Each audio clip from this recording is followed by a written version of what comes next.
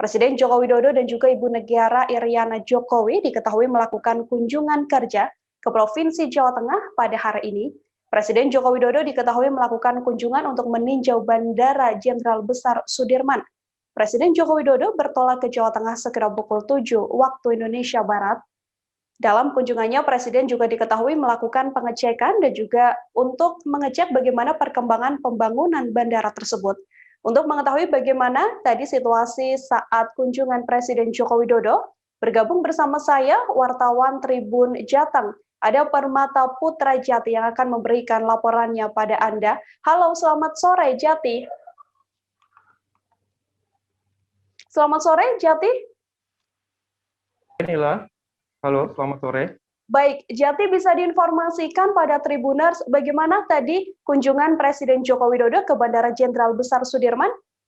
Baik, dapat saya informasikan bahwa pada hari ini, Jumat 11 Juli 2021, bahwa Presiden Jokowi beserta dengan Ibu Negara dan rombongan berkunjung ke Bandara Jenderal Besar Sudirman Purbalingga dalam rangka yaitu peninjauan terkait dengan percepatan pembangunan Bandara Jenderal Besar Sudirman Purbalingga.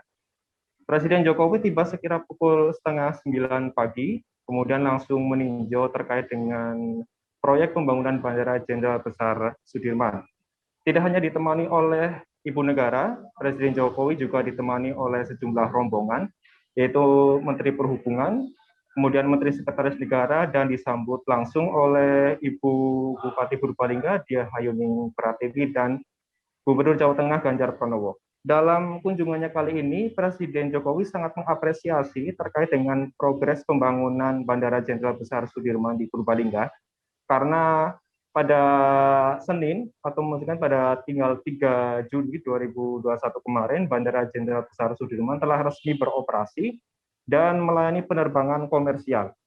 Oleh karena itu, Presiden juga sangat mengapresiasi karena proyek pembangunan bandara di Purbalingga ini menjadi salah satu proyek yang penting karena untuk mempercepat pertumbuhan ekonomi terutama di wilayah Kabupaten Purbalingga dan sekitarnya. Misalkan yang ada di Banyumas, Cilacap, Banjarnegara, dan Kebumen, yaitu teruntuk wilayah Jawa Tengah bagian selatan. Kemudian Presiden juga dalam sambutannya sangat mengapresiasi dan menjadikan Bandara Jenderal Besar Sudirman ini menjadi contoh percepatan pembangunan bandara di Indonesia. Karena meskipun terminal bandara belum resmi jadi atau mungkin belum sepenuhnya 100% berdiri, namun dengan adanya percepatan pembangunan, dengan adanya terminal sementara ini dan sudah beroperasi, artinya mempercepat pengoperasian bandara ini menjadi lebih baik. Kemudian inilah bahwa pembangunan Bandara Jenderal Sudirman Purbalingga ini sempat tertunda karena pandemi, yaitu pada April 2020. Kemudian dilanjutkan lagi sekira bulan Desember 2020, yaitu dengan pembangunan runway atau landasan pacu, kemudian taxiway, apron, dan sarana parkir. Hingga akhirnya pada tanggal 3 Juli 2021 kemarin, resmi Bandara Jenderal Besar Sudirman menerima penerbangan komersial perdananya. Inilah. Jadi kemudian untuk rute pelayanan penerbangan di Bandara Jenderal Besar Sudirman ini seperti apa? Kemudian kondisi pelayanan dan juga fasilitas yang ada di Bandara Jenderal Besar Sudirman ini bisa dijelaskan, Jati?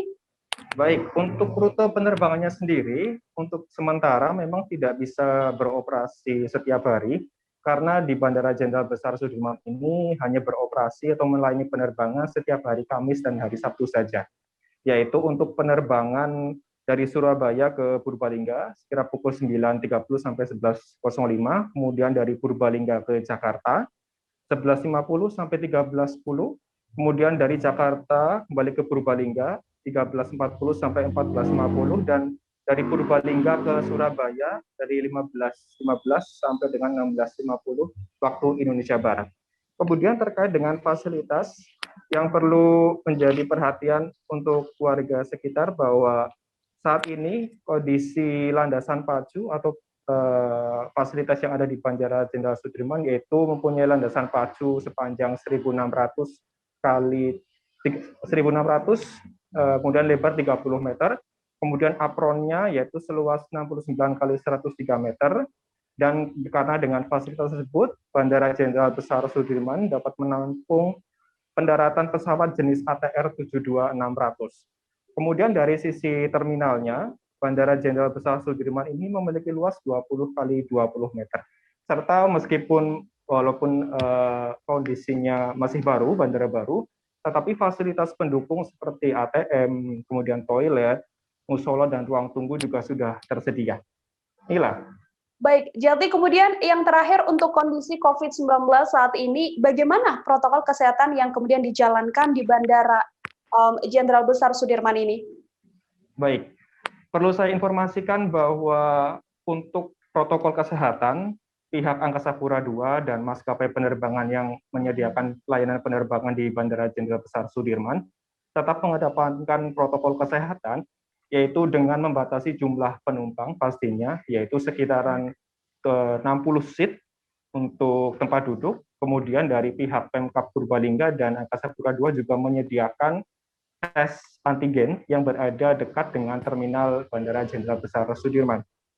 Terima kasih sudah nonton. Jangan lupa like, subscribe, dan share ya.